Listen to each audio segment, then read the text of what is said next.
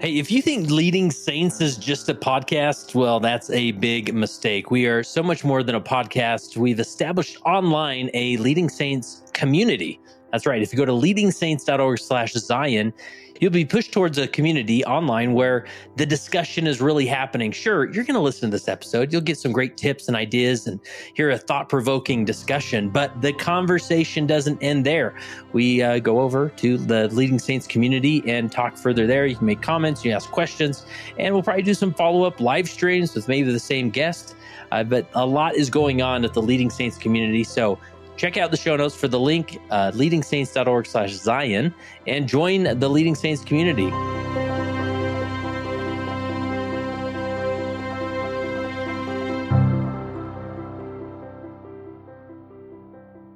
So you're checking us out as maybe a potential podcast you could start listening to. I know many of you have been listening for a long time, but let me just talk to the newbies for a minute. What is Leading Saints? What are we trying to do here with this podcast? Well, let me explain. Leading Saints is a nonprofit organization, a 501c3 is what they call it. And we have a mission to help Latter-day Saints be better prepared to lead. Now, of course, that often means in the context of a calling. It may mean in your local community, your work assignments. We've heard about our content influencing all sorts of leaders in all sorts of different contexts.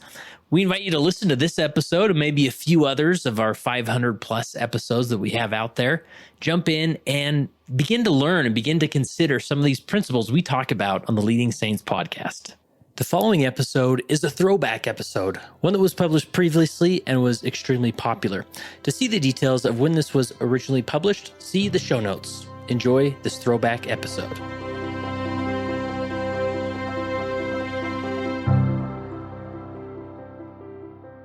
I'm excited to welcome back to this podcast, Greg McKeown, who I actually interviewed him back in August of 2016. And he was one of my longtime bucket list interviews that I wanted to make sure I tracked down and brought on to the Leading Saints podcast. And Greg is the author of the book, Essentialism, which is a phenomenal book. It is a life-changing book. And I don't say that with much hyperbole. That Essentialism, the disciplined pursuit of less. And talking with Greg about these concepts in the context of being a Latter-day Saint is so enriching and is so helpful because it can be overwhelming. These callings and these roles as a parent, having a job, and then also a calling and all these things, it can be overwhelming.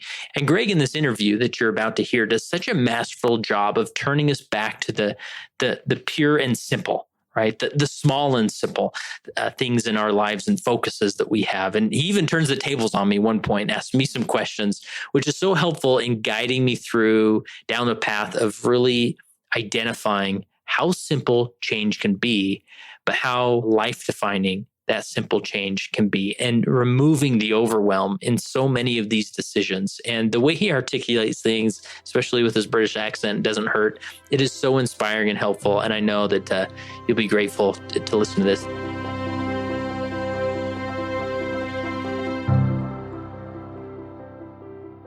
Today, I have the opportunity to welcome back to the podcast, Greg McKeown. How are you, Greg? It's so great to be with you, Kurt.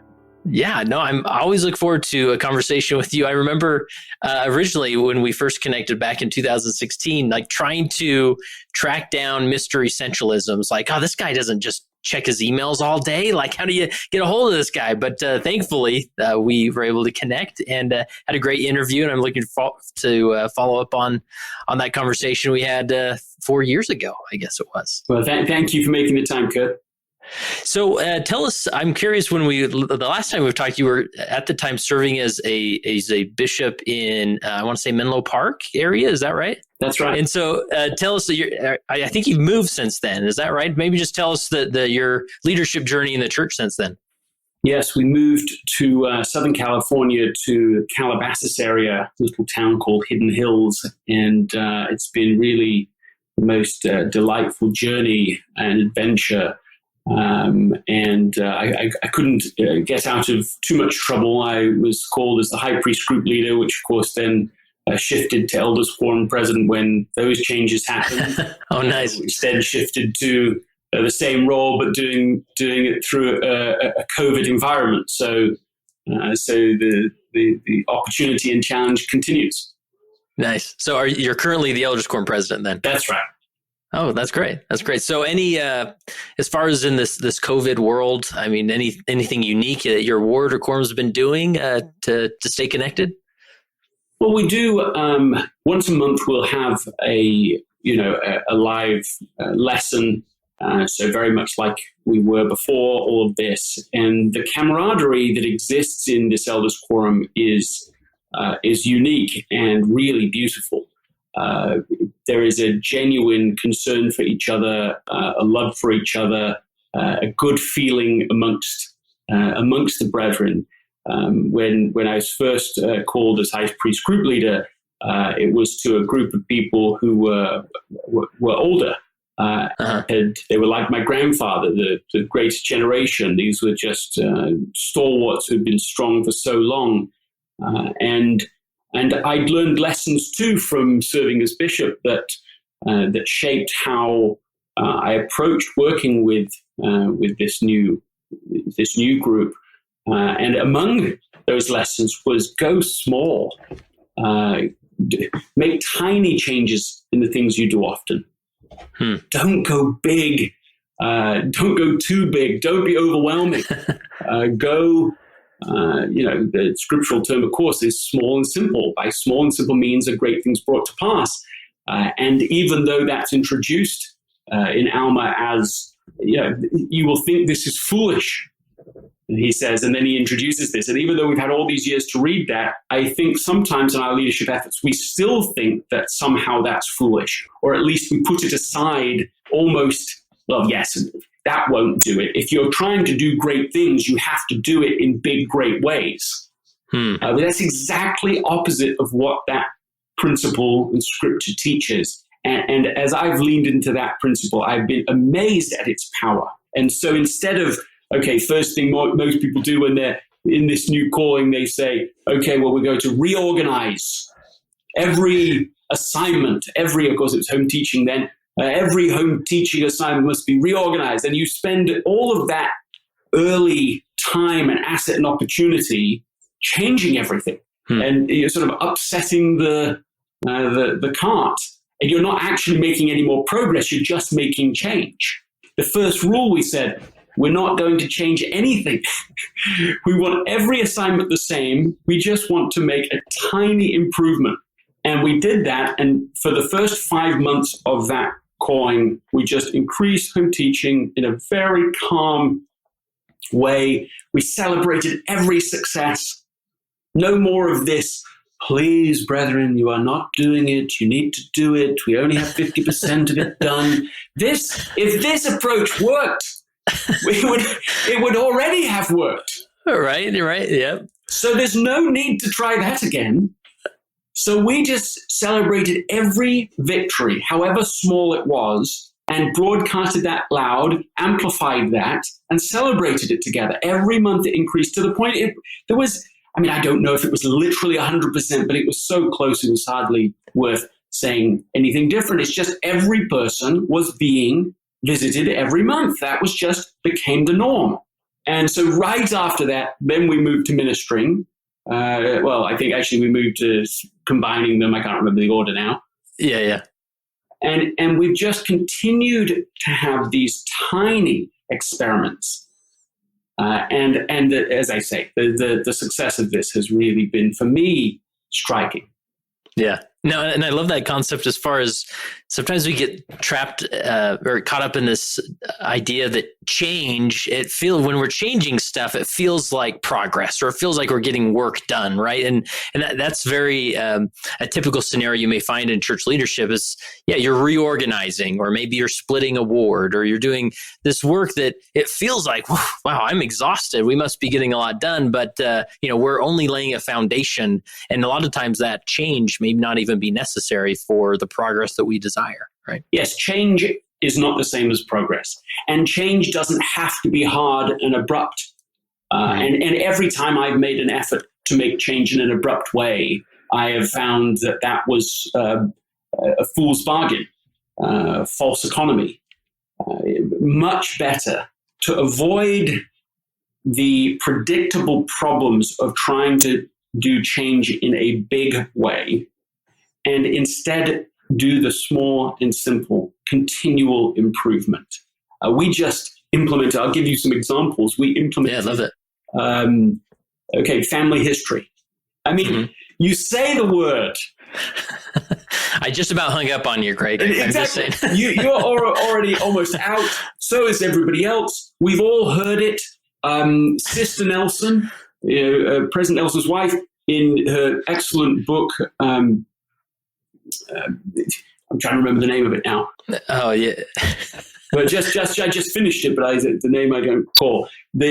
She talks about how family history used to set her asleep. She said it would make her fall asleep faster than any other subject, any other thing. But it changed for her. Now, what we did. Is it The Heavens Are Open? Yeah, well, The Heavens Are Open. What an excellent book that is. What we did was inspired by President Packer from years ago. He said what every member of the church can do right now for family history is they can pray for their ancestors every day. That's it. So instead of overwhelming us with a sense of, the impossibly big task of family history. I mean, no one can do family history. Family history is a massive project. It's an ongoing life's journey. You can't do it. You can do a tiny thing within it. And so we said this. We said the target is this. Every day we are to pray for our family, for our family ancestors. Ancestors, thank you. And also just sign into Family Search and nothing else. You didn't have to do one more thing. You didn't have to be productive when you got there. You just wanted the little ritual of praying for them and then just signing in. And this was our target, 30 days of doing this. And then we had a follow-up just recently, so 30 days later. And of course, what you found is that people had successes because it's so easy. It's like too small to fail. People would take action. And one of the brethren in the ward, now he said it, not my words, he said, normally I don't like these kinds of challenges and invitations, but this time I just thought, well, that seems, I could do that. And he ended up getting completely drawn into it. He reported back to us that he's spending 40 hours a week working on family history now. Wow, I hope he's retired. 300 names in his own family. He's done people he works with. He's done their names back, hundreds of names. He got completely pulled into it. Now, I'm not saying everyone did that or even everyone ought to do that because I don't think right. But the tiny beginning enabled this to become, people were able to rise to whatever level they can currently do. And I think this is so important because so often I find that efforts to inspire members of the church to greater heights actually just overwhelm them. Yeah. It doesn't produce more family history. It just produces more overwhelm about family history. Right. The more guilt trips and shame and that's never helpful. Right. And it really goes back to this concept that you mentioned that, the small and simple of it all. And, it takes my mind to the work that Vital Smarts does with their book Influencer. They talk about these vital behaviors, like these simple behaviors that are so shortened, but they propel you into motivation to do more or to find a deeper passion in whatever project you're working in. Right? Yeah, I just think that we cover it. I do cover it briefly in Essentialism as a chapter on small steps, but I've definitely found that as a leadership practice, it's an underutilized practice. And so what happens is that it isn't so much that people jump in, get completely overwhelmed and quit. It's more like people just feel overwhelmed from the first moment and never start. And so whatever the subject is, whatever we're trying to build, I think we want to be looking for what is the easiest, tiniest, smallest thing that we could do in 1 minute, inexpensively, to be able to improve in this area. And then celebrate that tiny action. Elder Bednar talks about faith being clearly always a principle of action. Well, we know that. That's not doctrinally new to us. But if you think about that, you realize, well, yes, it's far better to take 1 minute's step worth of progress than it is to talk about it for an hour and not to take a step forward. And so when we were kicking this off as a quorum, half of the lesson was actually signing in, was helping every person. We did it real time while we were in our Zoom meeting, made sure that every person could access their own tools on their phone so that they could have their password and sign in correct, so that they could go on to Family Search right then and sign in. And on the top right-hand corner, there's a little to-do section. So that's the place to begin. You just tap on there. It already has some to-dos for you. And within that 1 hour, we had already taken more action than in some previous lessons, where you try and do a big launch and a week, a month later, nothing's actually been done. You just talked about it again. So you became more professional in talking about the subject than doing it, than propelling forward. And to me, the energy that gets produced when you make a tiny step forward and actually do it, that first concrete step, think of that step like the children of Israel with the Ark of the Covenant. That first step they had to take to go into the Red Sea. It wasn't about talking about it. It wasn't about the 50th step or the 100th step or the 1,000th step. It was to take that first tiny step that began the miracle. Yeah. No, I love that. And especially it's hard to get caught up in the grandiose visions or the big ideas, especially when you think about, well, we're building the kingdom of God, right? So we're going to manifest a significant miracle in our realm. We're going to baptize the town, or we're going to do these things. And so when the mission of it all is to build the kingdom of God, it sometimes makes us feel like, yeah, our vision of that, or the first step, has to be just as grandiose. But that oftentimes is a trap that sets you back more than propels you forward. Yes, and this is exactly the idea: is that have the grandest vision possible, fine, but match the grandness of your vision with the tiniest of steps. The grander the vision, the smaller the first step. As I remember in conference, somebody once said, teaching that after all, what most of the people did most of the time as they crossed the plains was take another step. Yeah. We honor, and we ought to honor, the stories of acute suffering and sacrifice on that journey. But we ought not to let those inspiring, courageous, heroic moments cloud from our vision what really was going on the majority of the time. And that was, people of all ages, including children. Well, I remember the primary hymn, and they walked and walked. Yeah. That's how it's actually done. And it's believing, it's having the faith that the Lord really will bless us as we take that each tiny step in faith, that great miracles, great results, extraordinary results will come to pass. Yeah. No, I love that. So it's inspiring for sure. So I'm curious, just now that you have the gift of hindsight on your calling as bishop, obviously that calling, just like many callings, but that calling in particular, especially in my own life, it changes an individual in unique ways. And I'm curious, just with hindsight, looking back on that, you talk about the small and simple principle, which obviously you've written about in your book and so forth. But anything else as you reflect back on your time as bishop that you learned or cherish or anything like that? Well, one thing that comes to mind is the near universality of human suffering. We talk about this now with my new calling and a new environment quite frequently, which is that if I ask one of the brethren, if I say, well, how is brother so and so? How is sister so and so? And they say, oh yes, I checked on them. They're fine. Well, that is fine too. That should not be knocked. But what I feel like saying, we do try to kindly say, is that if you think they're fine, it's probably that you don't actually know them very well.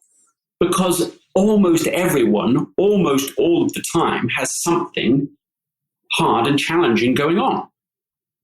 So our job is in very small and continuous ways to build enough of a relationship that we start to become aware of that. And in the same way as the drip line, achieves the watering of sometimes great oak trees through this drip approach, in a similar way, what we want to do is to show enough consistent kindness, enough consistent following up, even from a very short phone call or from a text, but to do it repeatedly, that people start to feel safe with us. They start to feel that we are going to be there for them. And so then they start to tell us the normal things of their life, the normal struggles of their life. And I just, as bishop, you're in this extraordinary opportunity to serve, where people come from the second that you're called, from the moment you're called. It's one of the strangest transitions of my life. You're called in the meeting, you're set apart immediately following a sacrament meeting, and that's it. Everybody leaves, all the stake leaders leave, and there's a line of people waiting there. And they don't want to talk to Greg, they are coming to talk to their bishop. And they are hoping for the blessings of heaven for a number of challenges. Well, there's all sorts in that moment that happens, but one of the things you start to discover is people who didn't appear to be struggling have struggles. It's universal. Well, that has great impact for living life with greater empathy and compassion, but it also has implication for just trying to recognize that fine is probably not a very truthful answer. Right. No, I love that, because that is sort of the go-to answer that we have in our culture. And I saw a funny meme on Babylon Bee, is a satirical Christian news site, and they talk about how one pastor discovered that his ward is generally doing, quote, fine, right? And it's just sort of this word we default to. And it is sort of maybe a wall, right? That people put up a facade that hopefully that will get you to go away, because if you understood the suffering or you understood the mess, maybe you wouldn't want to deal with me, or you wouldn't know how to serve me, or those things. But it is a challenge maybe to get past the fine and discover the suffering in all of that. Yes, and I think it's, again, by small and simple means. It's just asking, it's actually being a friend, isn't it? It's not, and being a friend consistently and asking the question a second and third time. Hey, how are you? No, really, come on. How are you? Mm-hmm. What's really going on? Let me tell you something that's a mess in my life right now. Let me tell you what's going on. And I don't mean anything forced, but there isn't a week in my life that I'm not trying to grapple with something new or interesting or challenging or strained in some way. I mean, this is life. This is the test that we've been told we're here in mortality to fulfill. So we shouldn't be surprised when life is full of tests. That's what it is. So that's true for everyone we are called to serve, to minister to, and whatever calling we are, whether we're serving as bishop, relief society president, elders quorum president, and any calling. Every calling has a challenge, and in these times, we need to do that double clicking, not in an overwhelming way, but let's not assume things are okay. Yeah, because basically they're not. yeah, for sure.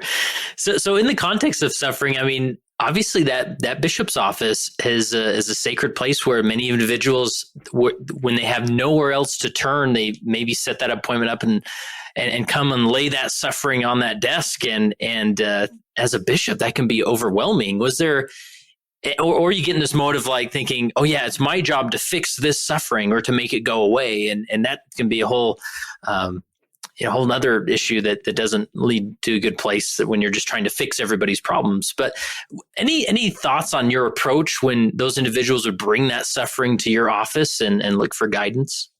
Well, I think one of the things I observed in my experience as being bishop was, we talk about bishops being like the father of the ward. But really what I felt the experience was just being like a mother. Not even the mother of the ward. It's just what I observe a mother doing? My wife, of course, mother of our four children, but many other mothers. The range of motion that the job is asking is quite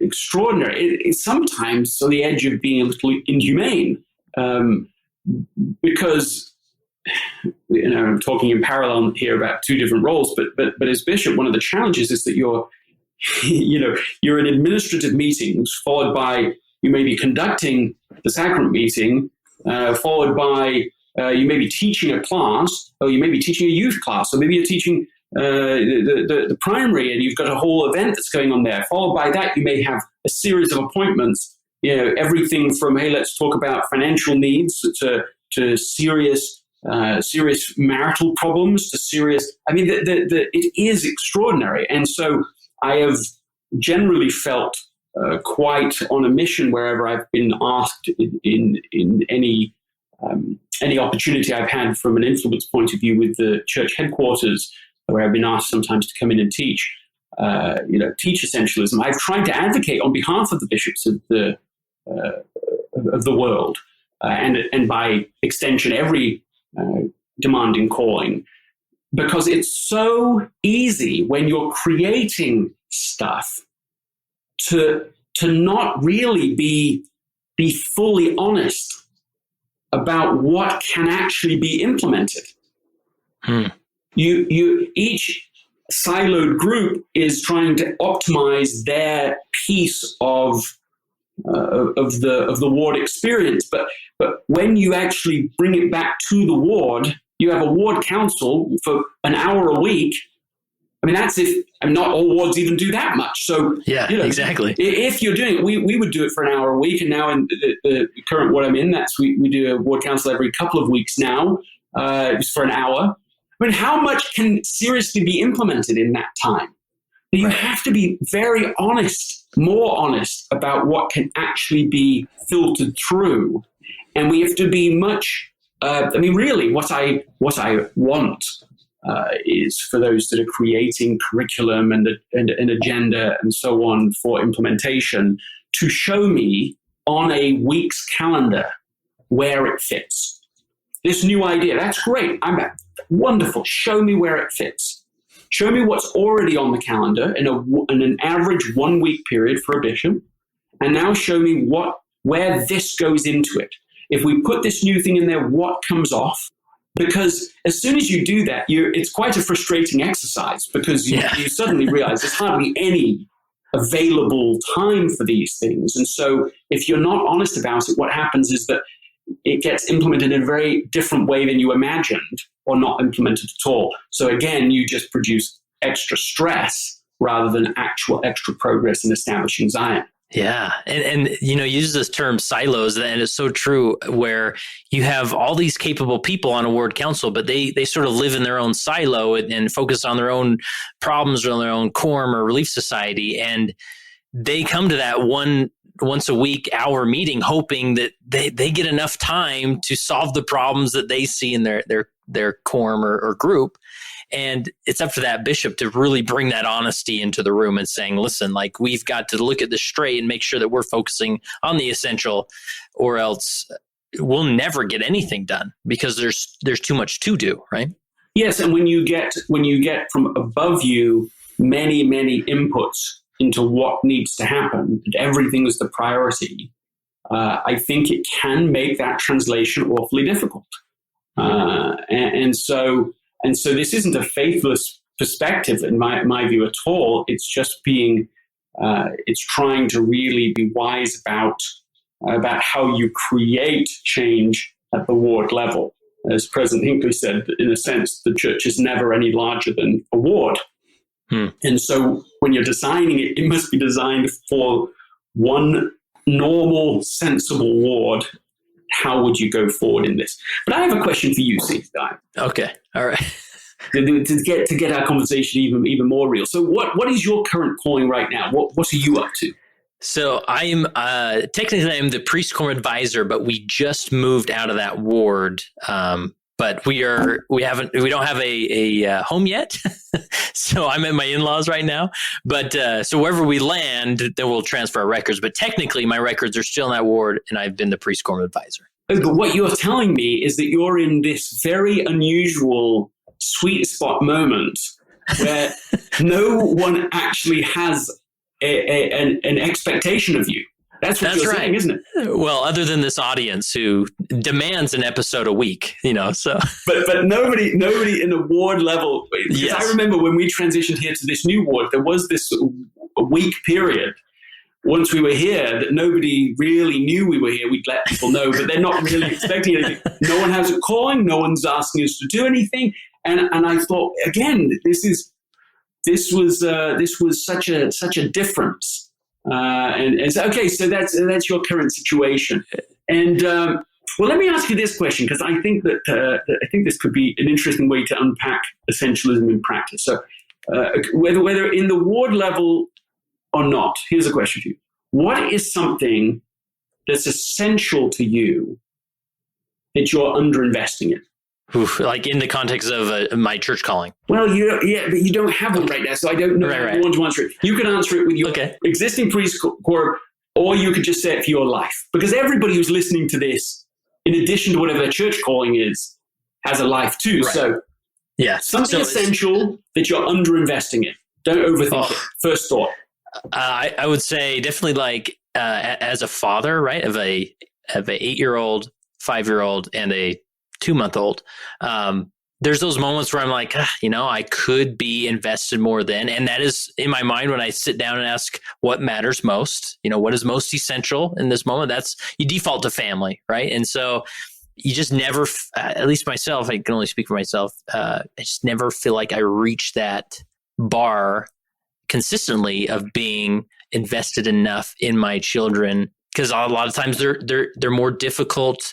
You are much more easy to connect with and have a conversation with than my 5-year-old who I try, but I feel like I fail more often than not. But yeah, what you just told me is it's easier to have an adult-to-adult conversation with someone on your podcast than it is to have a meaningful whole conversation that doesn't feel stressful with your 5-year-old, with your children. It's easier.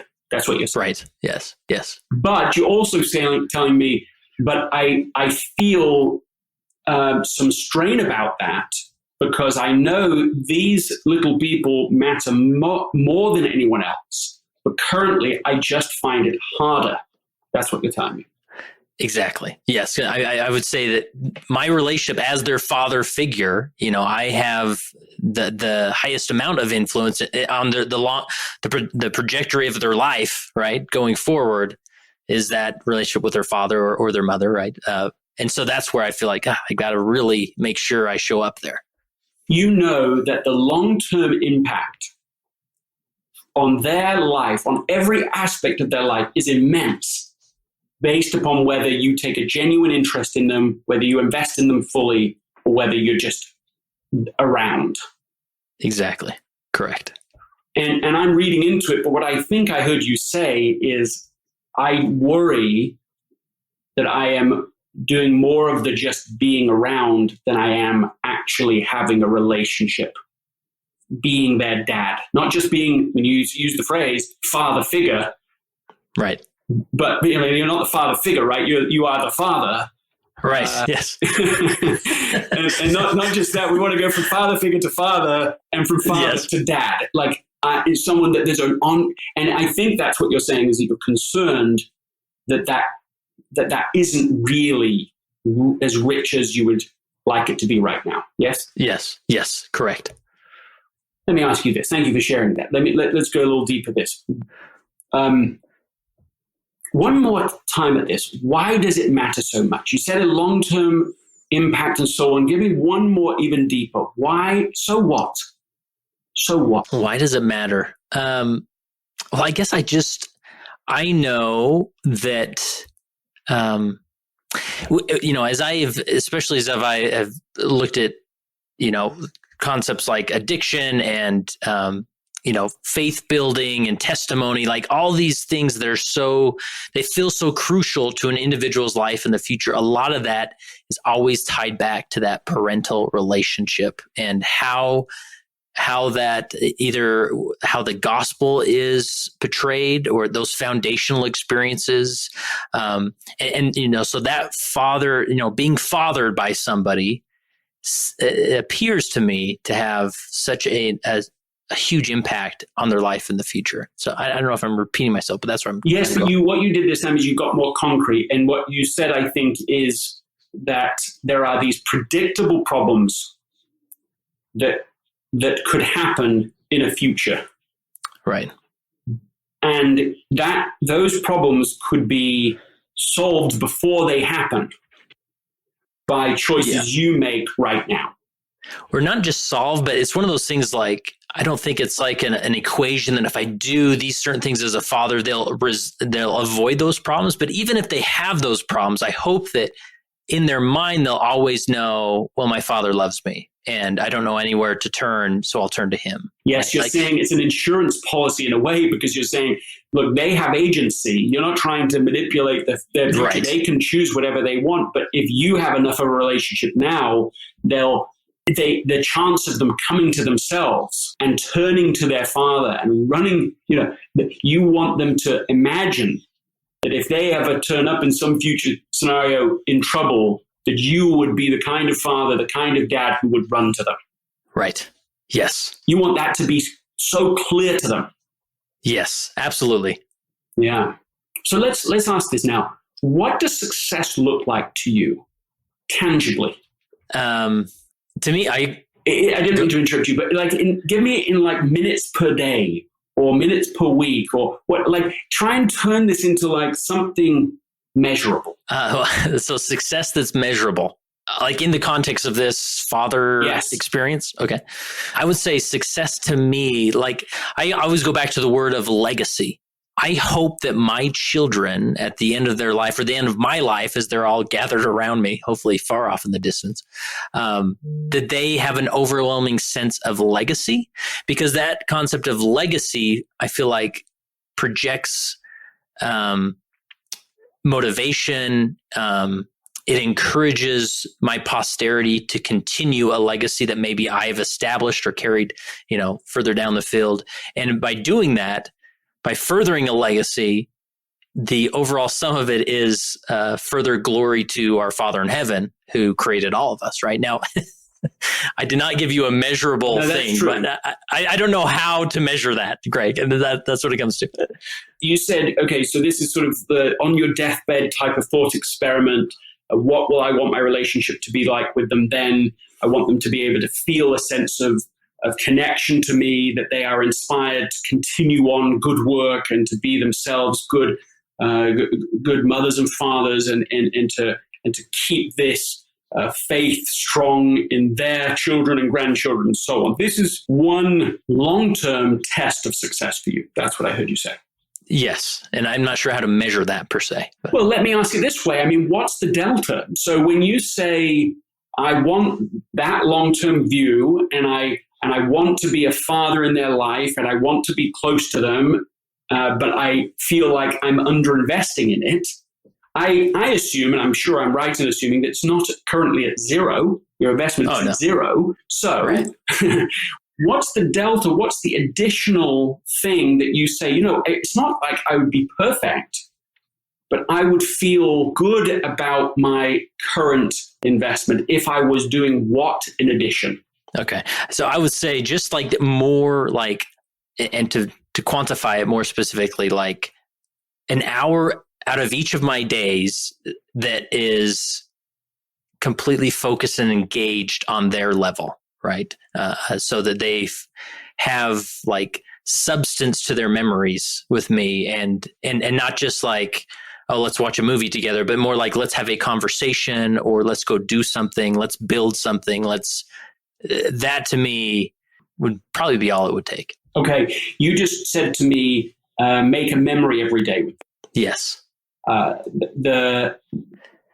Okay. So you said an hour. What are you doing currently on this. I don't mean time spent with them. I mean this type of, playful interaction, doing something they would enjoy, that sort of thing. How much are you doing right now? Honest answer. I would say on average, 15 to 20 minutes a day. I don't, generally speaking, but it's all split up, right? 5 minutes here, a quick, hey, Dad, help me with this there, that sort of thing. Okay. So it's reactive mostly. Yes. And it's just in little minutes here and there. And what you're envisioning is more deliberate, intentional time on your part where you say, I am really here. I'm available. Yes. And I want to do what is fun for you in this moment. Mm-hmm. Okay.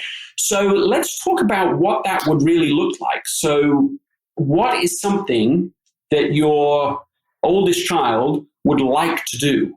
What are they already interested in? They are, this is my 8-year-old daughter. So lots of mermaids, coloring, I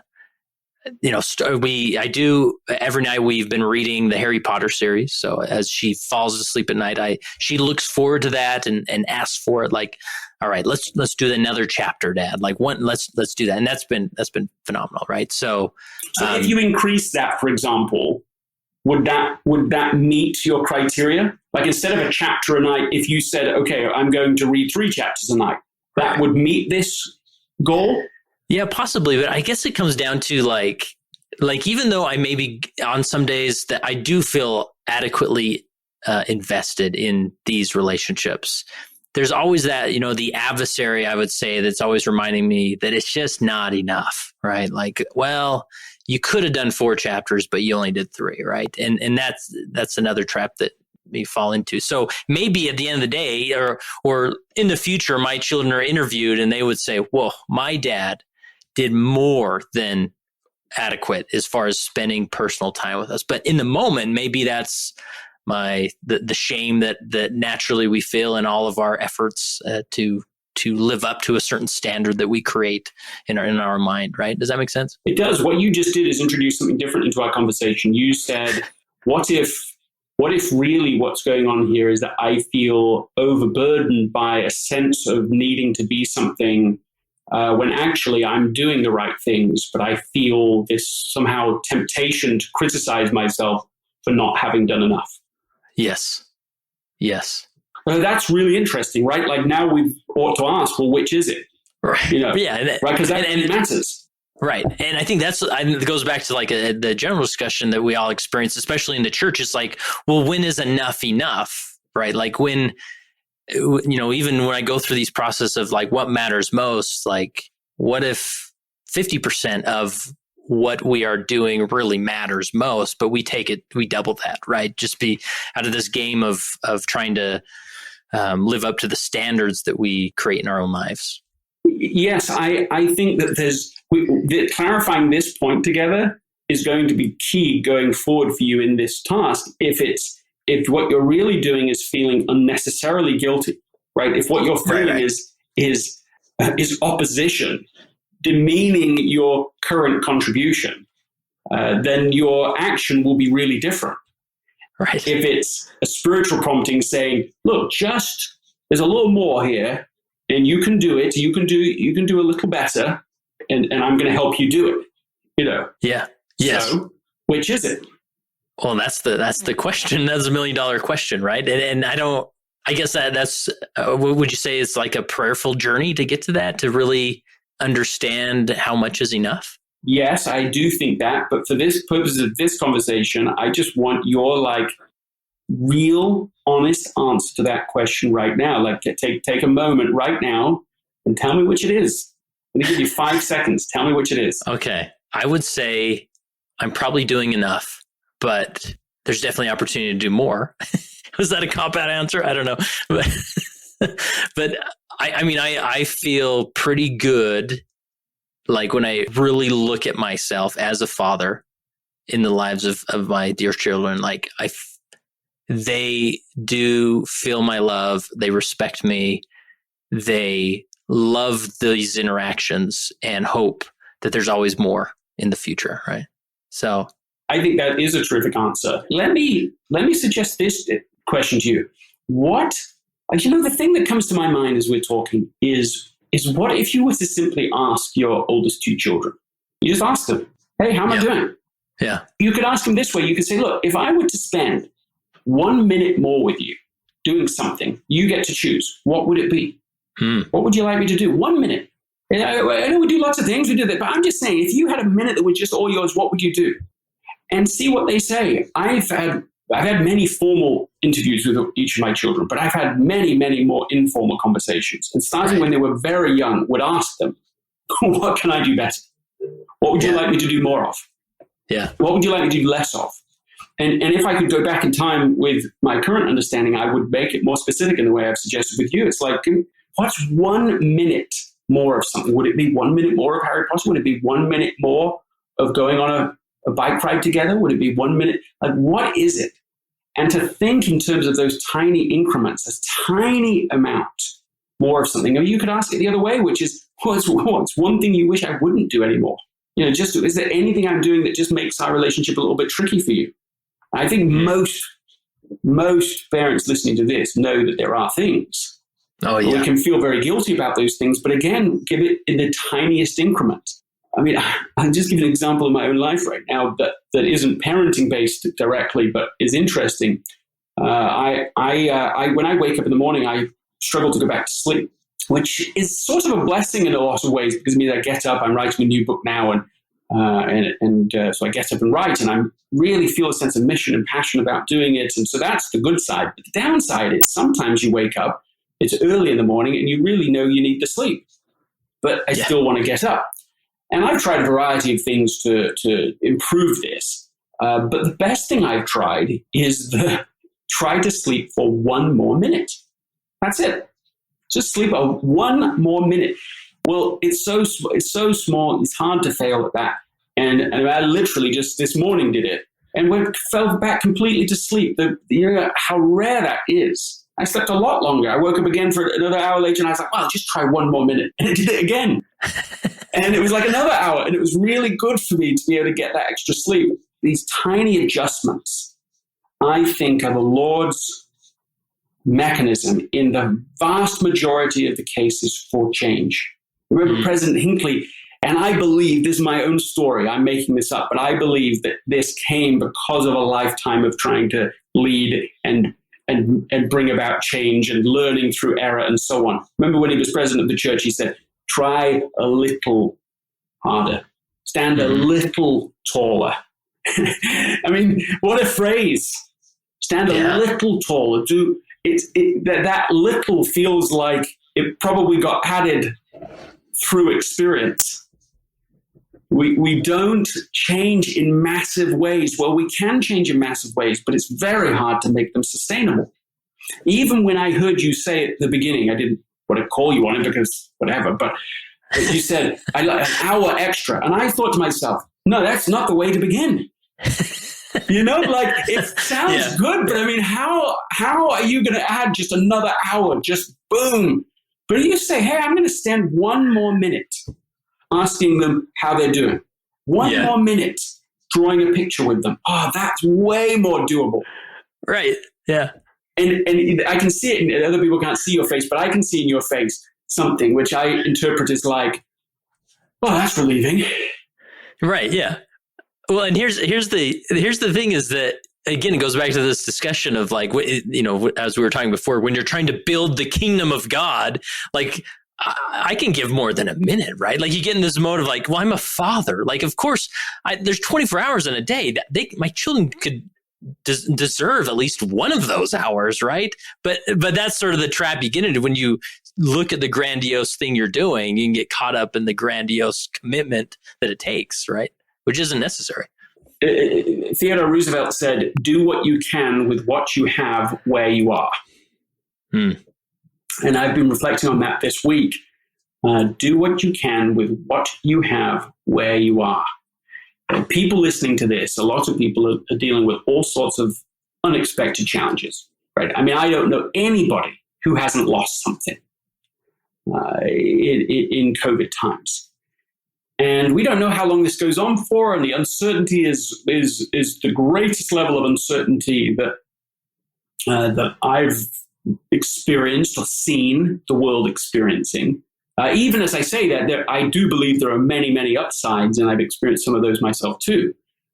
But regardless of that, it can be overwhelming to try to improve or to change. And as soon as it's overwhelming, what happens is that the amygdala, right, that part of our brains that stimulates fear and stimulates fear in order to survive, and that fear produces familiar territory for people here, but produces fight, flight, or freeze responses.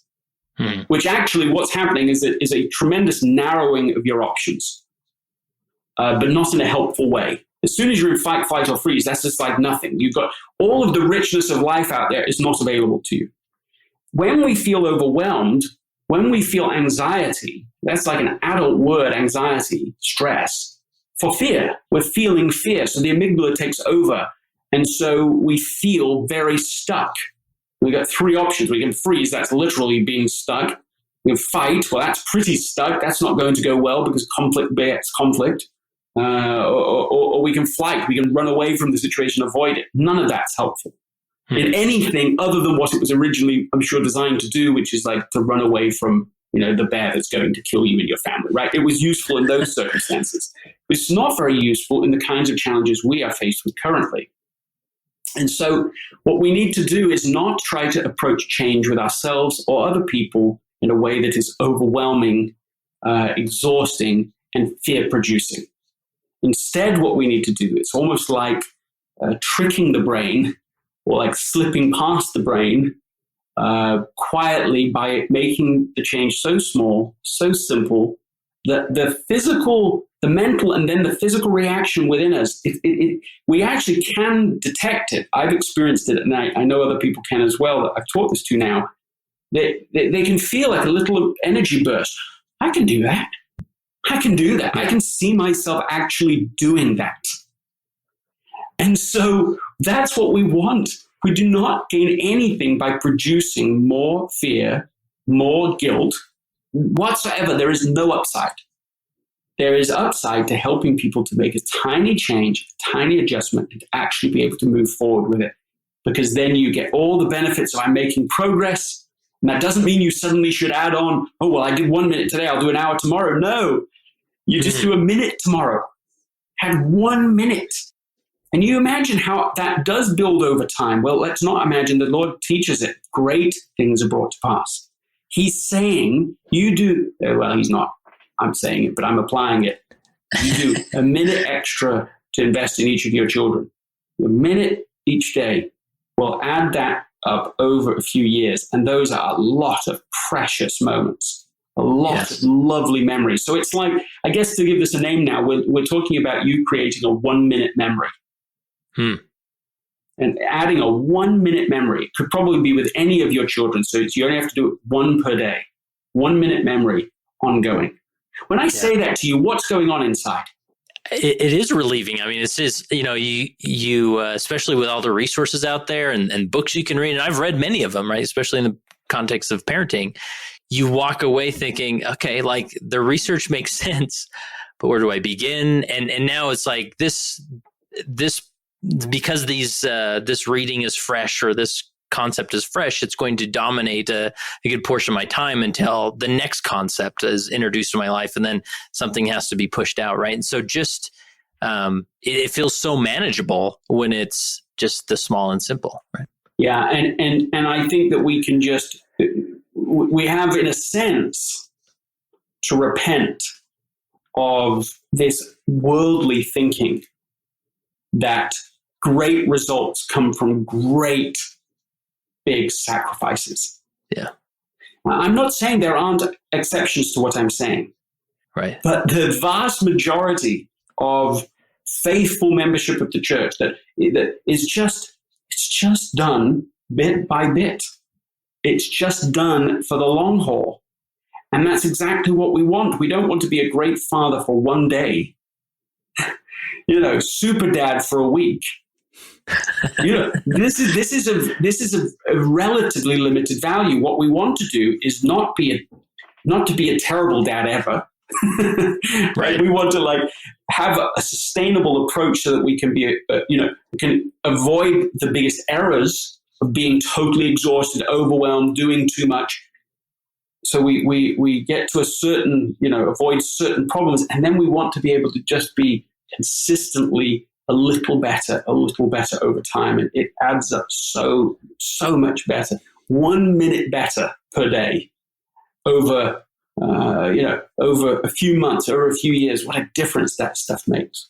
Yeah. And I'm just thinking in the context of the church leadership, there's so, when you're that overwhelmed bishop or at least say president, just stepping back and saying, a great leader doesn't mean we have to take grandiose steps or vision. It can just be in the simple and the 1 minute every day or week or whatever it is. And that's where great leadership will come. Precisely. There's a great video that was put out not very long ago that we were trained on by the new mission president. And you can find these online. Maybe put a link to it in your show notes. But it's basically illustrating this type of 1 minute, to give it the label now, we'd maybe call it 1 minute missionary work, but it shows people the small and simple things they can do. It's the best video series I've ever seen of missionary work in the church. And it has a video of somebody texting, "Hey, I'm going to give a sermon in church on Sunday. Can you believe that? Yeah, I'd love you to come." That's missionary work. Right. Invite focus, which I know has been a theme that we've been taught now for a while. Your job is to invite. Their job is, it's up to them what they do, but you do the invite. But it's these tiny invites, and the more you go into this, the more you start to realize, I think we don't believe the Lord when He says it. How about this? How about the scripture where the Lord says, "My yoke is," go on, finish it. My yoke is light. Yeah, my yoke is easy. My burden is. You got it there. Oh, okay. My burden is light. It's all right. I shouldn't have people. I shouldn't have you do that. You can test me. Yeah. I have no shame. My yoke is easy. My burden is light. I didn't have to go into some obscure journal of discourses, place to find that. Yeah, we didn't have to go to the periphery of the gospel canon. We're talking about, that is Jesus teaching in the Sermon on the Mount, at the very heart of Christian thinking, one of the great sermons of all of time. That's where He says that. My yoke is easy, my burden is light. Is it? If you ask the average leader in the church, is that what they would say? Would they really describe, my service is easy, the burden is light? No, I know the answer, right? The answer is no. They would not describe it that way. And all I'm trying to introduce to discuss today is, what if there's a different way? What if there's a different way to do leadership? A different way to do life? And while I touch upon this in Essentialism, I am leaning into it heavily in my research now, because I see it both. I see it both in science. I see it in my own experience working with people to apply essentialism. I see it. I see it in church where we're successful and when we're not, and I see it in the doctrine too. So it's like we have to get out of this idea that we've got to do it differently. I had an experience when I was bishop. I had a woman come to me, and I had never met her before, and I've been in the ward for years. But she came and she had the most interesting story. She said, "Well, Bishop, I get really, really active for 2 or 3 years." And she came to me. That's right. It's coming back to me now. She came asking for a calling. I'd never met her before. She's coming into the ward and she's asking for a calling. So in one sense, it's exactly what you want, isn't it? You just want to go, well, great. I haven't met you before. You're new. We'll give you a call. You bet. We have lots to go around, happily to assign you. But I wanted to really understand a little bit more about her. And as I did, we found this really predictable pattern. It happened in her life for 20 years. She would come into the church. get baptized. When she first got baptized, she would work intensely, serving callings, multiple callings, whatever, until she burned herself out and would completely stop coming to church. And then a few years later would suddenly turn back up again, engage deeply, fully, and then the same pattern, and then she'd be out again. Now, that is one way to do it. That is one way. Right? That's one way to do it. Yeah. But I don't see anything in Scripture to suggest that that's how it ought to be done. I think it's a very worldly perspective that we bring, like glasses we put on, like a glass darkly, that when we read Scripture, we see the really heroic moments and think, oh, well, that's what my everyday life ought to be. Yeah. And so we emphasize, it's the world's perspective it makes us miss all sorts of scriptures that are written right there that we sort of, we move past. So what we did with this woman that came to see me, is we tried a different experiment. We said, well, what if we just do it differently right now? What if we skip the boom and the bust? What if you don't take any calling right now? And your only job is to come to church. And if that's too much, you just come for 10 minutes. You just take the sacrament. And it was like this thing she never had supposed. This had not been a possibility. You never imagined that church could be this way. And I suppose in some ways neither had I.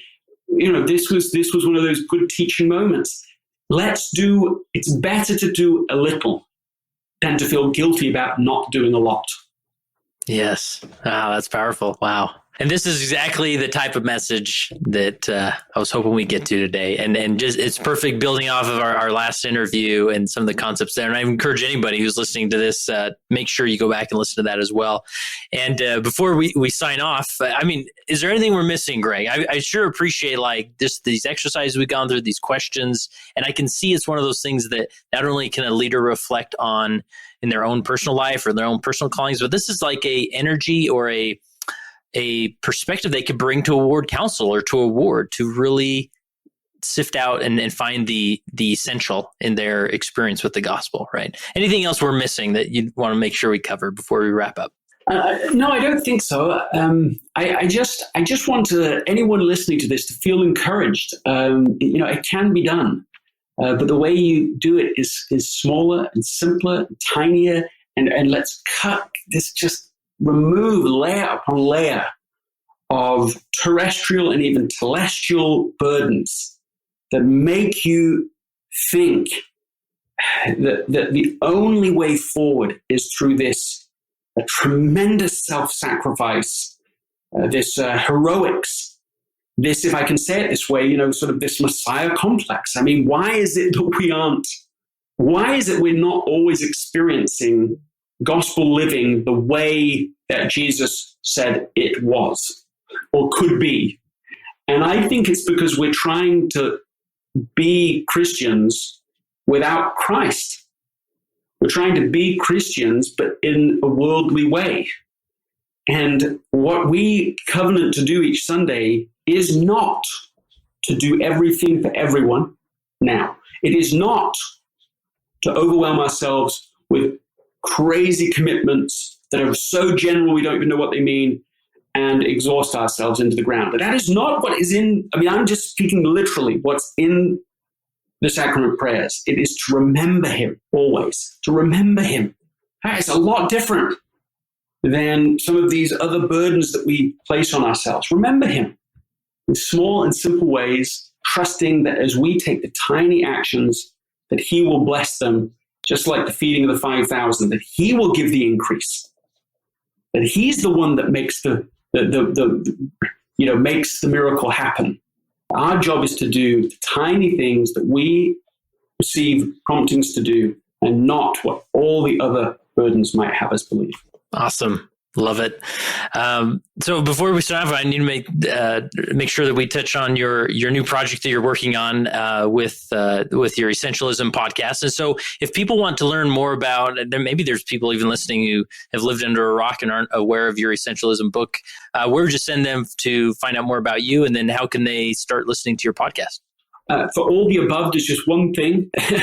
Nice, small and simple for our conversation. Right, that's right. Just go to essentialism.com. And there they can sign up for the newsletter. There's a 1 Minute Wednesday newsletter that's just launched, and they can read those. They should not find any of that overwhelming. Small and simple ways that you can read it in under a minute, apply it in probably under a minute. And then there's every Monday, there's a podcast. I'm doing it with various interesting individuals. I found them fascinating conversations. David Allen was just on. He's the author of Getting Things Done. Ariana Huffington was on recently talking about why we need to focus on what's essential now. But I'll tell you an episode, I'm not quite sure when it will drop, but one that I think is fascinating was with a nurse from England. She works in the NHS there, the National Health Service. She's on the front lines of COVID. And we just did, the entire episode was just basically an intervention, for want of a better word, what she's struggling with and how essentialism and this thinking we've talked about today as well can help to make her life more sustainable, more doable in challenging times. And I that's been one of my favorite conversations so far. So that people can sign up to subscribe so that they can listen to that. Yeah. And obviously anywhere where you're listening to this podcast, just go to the search bar and I'm sure you can find it easily there. And I need to mention, Greg, before we sign off, I have a dear friend who he was a business partner for many years. And he was actually on our board of directors here at Leading Saints, and a 38-year-old, he actually died suddenly from had a blood clot that went to his lungs, and he was gone. And I need to mention that I went to his funeral in the Boise area. His name was Tevye. And your name and book were mentioned in his funeral because your book impacted him so much of just finding the essence of life. And as I heard that, I just thought, man, next time I connect with Greg, I need to tell him that, because that's what I appreciate so much about your work is it really slows us down to really ask those questions. What matters most? Because from that, you really look at mortality differently. That, wow, 38, I'm 38. I could, he was just as healthy as I was, right? And in an instant is gone. But I'm so grateful that your work impacted him that way. So it's important that I carry that message to you from him and his family. Well, that's so touching. Please do send me any information you have. Well, I'm sure you have information. I would love to reach out to them and just do a small amount to be able to sure to express my condolences to them and my appreciation for sharing that and for giving poignancy to this work. A book is not an entirely dead thing, but it doesn't fully live either until people come and breathe life into it. And that's what's literally been done here in this important way. And can be such an inspiration for all of us, myself included, to live a life that is really essential.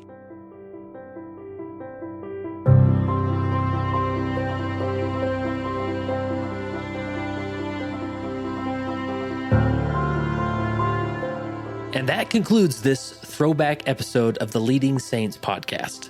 Now that we've reached the end of the episode, I quickly want to thank you for supporting the Leading Saints podcast. There's so much content out there to consider, and you picked this one. If Leading Saints has made an impact in your life, we would sure like to hear about it at leadingsaints.org/contact.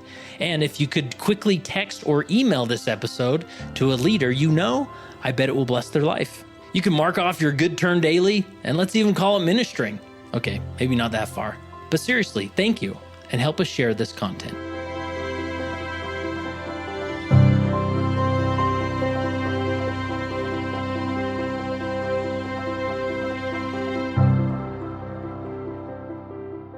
It came as a result of the position of leadership which was imposed upon us by the God of heaven, who brought forth a restoration of the gospel of Jesus Christ.